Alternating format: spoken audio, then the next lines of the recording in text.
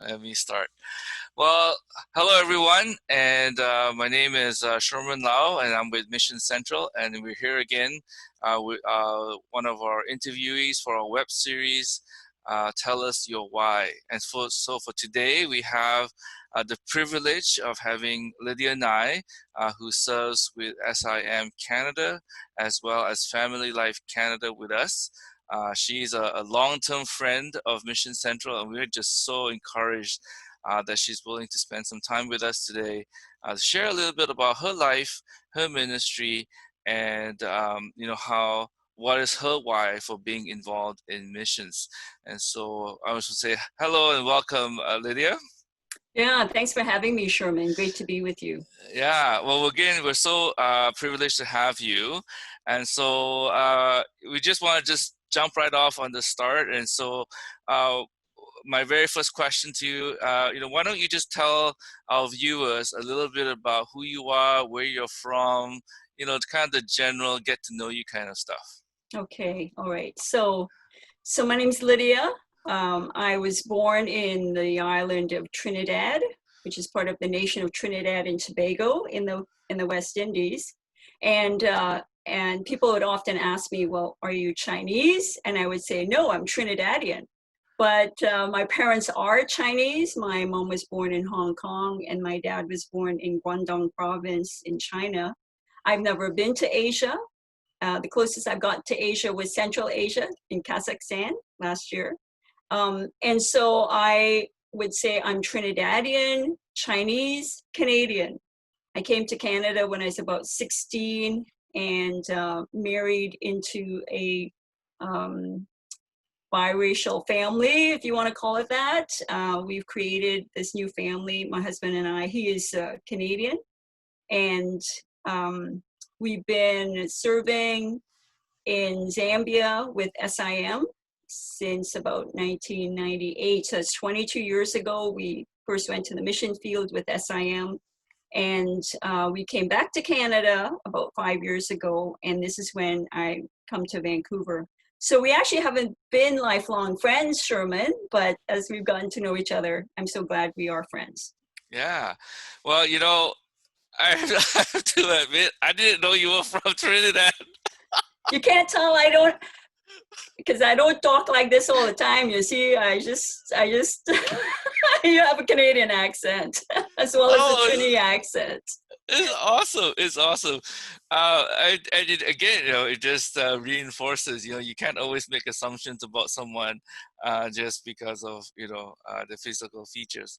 But yeah, thank you so much, Lydia, for sharing that. A little bit of your life story there. I'm sure we're going to delve into it as we talk about telling about you sharing with us your why for being involved in missions. But let's just talk a little bit about the organizations that you served. You mentioned that you've served with SIM, and you've done that, for a couple of decades now in the country Zambia.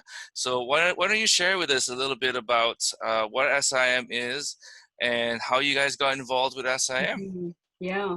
So actually, I grew up in a home where I'm number 7 of 8 children, and I'm actually two of my brothers passed away when they were children, and so the story of faith begins where one of my brothers died. His name was Noel. He was 6 years old, and he had a burst appendix, and he passed away. And I was just talking to my mom this morning, and I was just saying, Ma, is it okay if I share this story? Because her story is so intertwined with mine. And so when Noel died, my mom said nobody came to comfort her. And there was this woman who was a customer in her little shop. This was in Trinidad. And so this Black woman comes into her shop. Her name was Mrs. Peer, and she said to her, your baby is in heaven. And Jesus loves him so much, he took him to heaven. And if you want to see him again, you can. And just know God loves you, and he will make a way for you to get to heaven if you believe in him. And so she gave her life to Jesus. And Wow. I always say, Ma, why did you do that? Weren't you Buddhist? She said her grandmother was Buddhist and would burn incense, but she never believed that. And so in that time of desperation, of emptiness, of grieving, God came and brought her comfort and peace. And so my mother had this faith that sprung up, and it was so interesting because she was telling me that even during that time she knew nothing about being a Christian, but a friend of hers sent her a magazine, and I think it's CCM based in Burnaby.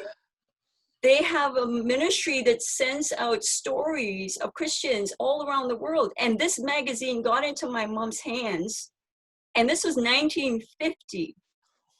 So this is the story of our family, and somewhere along the line, my sister had an awakening, spiritual awakening, and found a church, and all of us kids went to this church. I grew up in this church, and believe it or not, it was a Chinese church in a land where the Chinese population is less than 5%.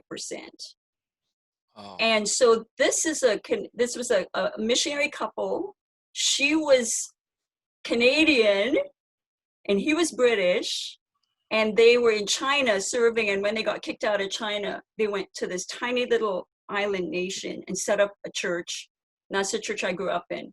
But when I came to Canada, I was about 16, and I walked away from God, and I walked away from church, and I was saved for 10 years. I never met a Christian, which is unbelievable.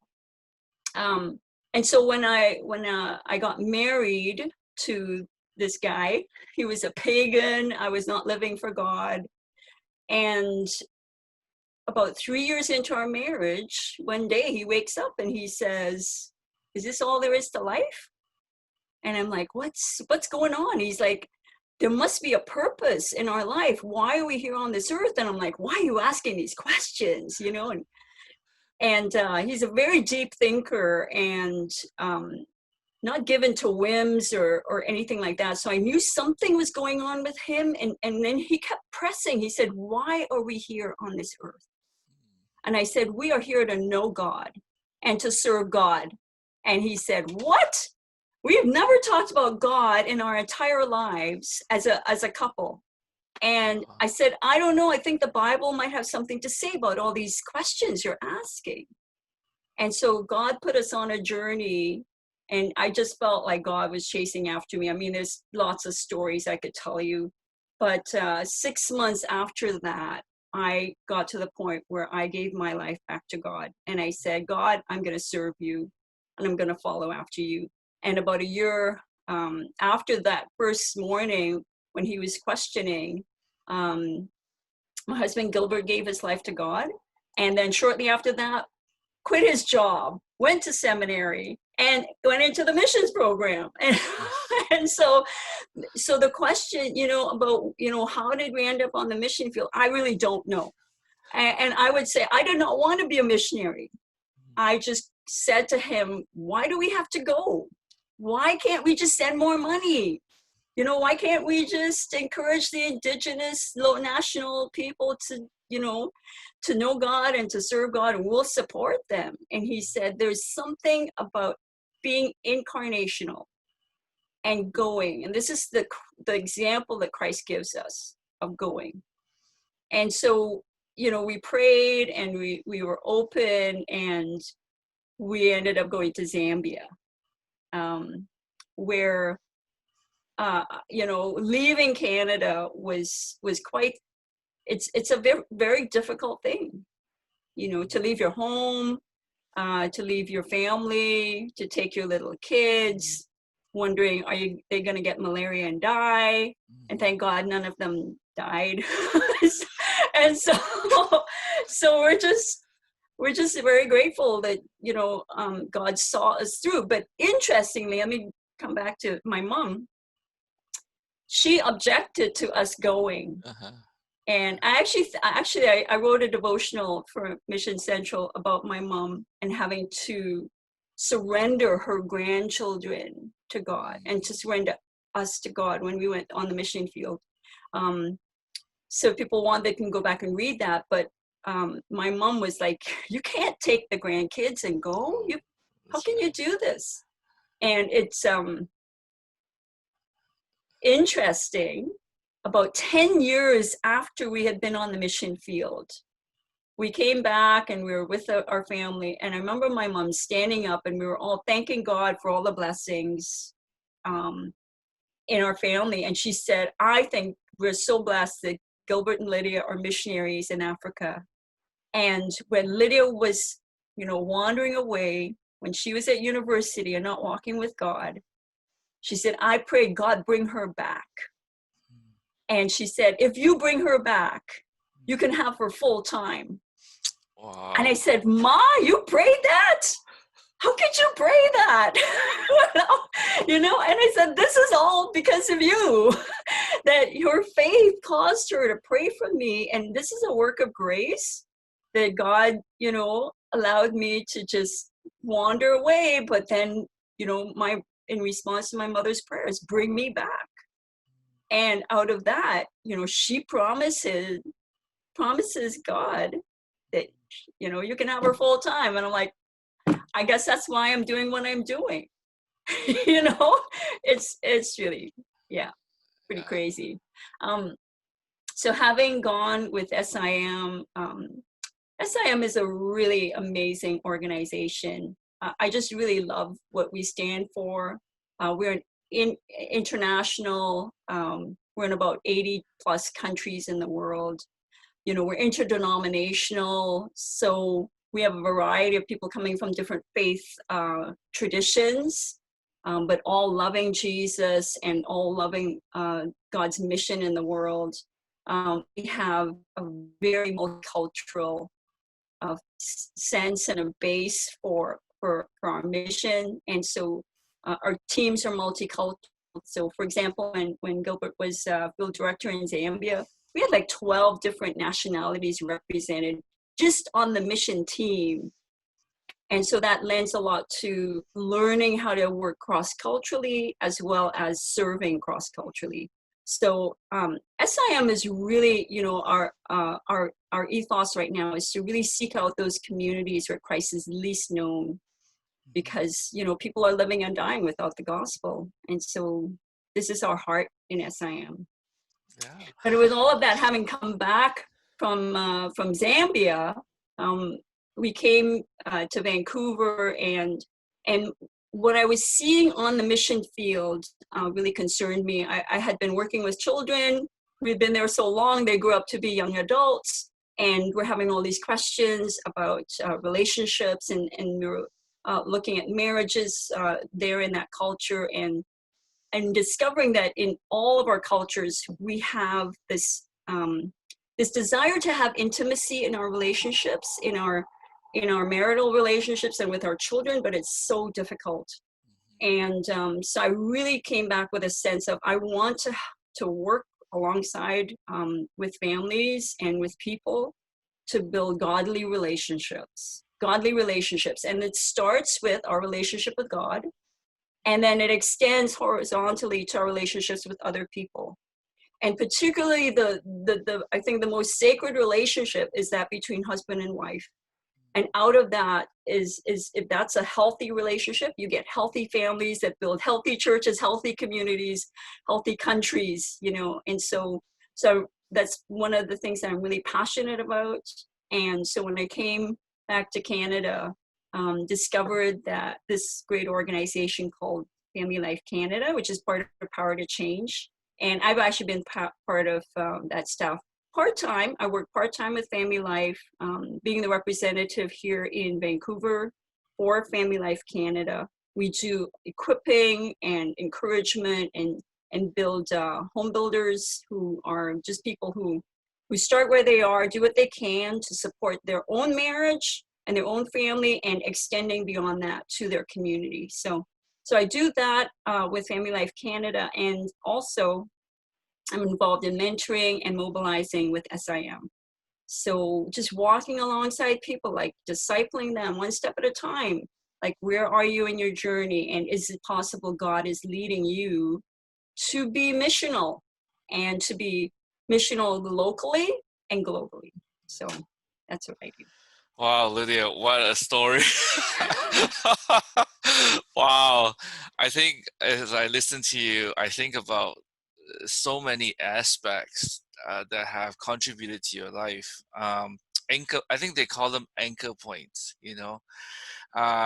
starting with your mom, right? She's an anchor point where her faith was prompted by her faith in Jesus was prompted by uh, um, uh, someone who came to her store.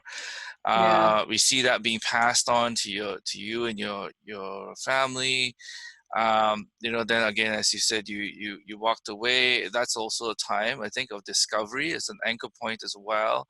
And then getting married to Gilbert, and then his own questions, his own existential questions, that then becomes also another anchor point, and moves on. But I see that definitely there are others have described this as the fingerprints of God Oh on man, on your yes. life, Yeah. and that as you now step back and reflect, you can see God's hand in each of these situations and how He's moved you along to where you are today. And it's definitely, I can see the passion that you have.